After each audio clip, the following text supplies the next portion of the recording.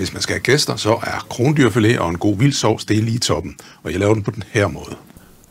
Og der er meget lidt, der skal forberedes. Hvidløgene, der skal ved enderne af fjerne skindet og skære dem i sådan lidt grove stykker, så de kan brunes uden at brænde på. Så skal vi fjerne sølvskindet fra kødet. Det er som regel ikke gjort, medmindre du har en super slagter. Ind under med en spidskniv, hvis du har sådan en, og så vend bladet lidt opad, så den skærer ind imod skindet. Det kan nemlig godt holde sig uden at blive skåret over, og så bliver der taget så lidt kød som muligt. Sørg for at få det hele med. Det er virkelig sejt, og det kan overhovedet ikke tykkes. Så.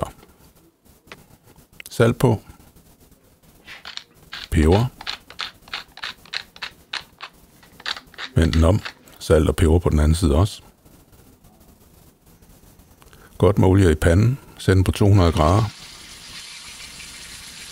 Og det er en god idé at bruge et stegetermometer, hvis du har et. Hvis du ikke har, så bare brug tiden, som kommer lidt senere. Vend det. Cirka en gang i minuttet, hver halv minut, noget i den stil. Og de skal brunes i cirka 4 minutter ved 200 grader. Det er for at få en ordentlig skorp på dem. Så kom hvidløgn i. Rosmarinen.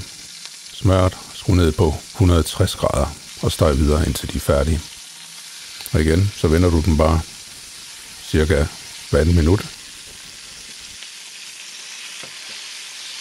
Og de skal stege sammenlagt i cirka 12 minutter, eller indtil de når 40 grader intern temperatur. Så bliver de sådan blø, som er godt for vildt.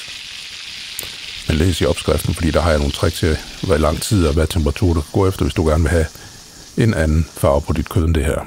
Og du skal lade kødet hvile i 10 minutter, efter du har stegt det. Det er vigtigt, fordi temperaturen den stiger 10 grader, imens den hviler.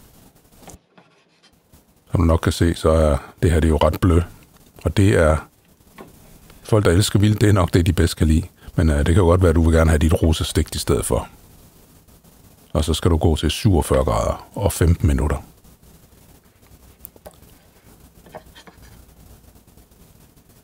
Men lad os få det anrettet. Lidt kål i bunden. Den opskrift er også i appen. Og så kødet ovenpå. Og en vild sovs. Og den er også i appen.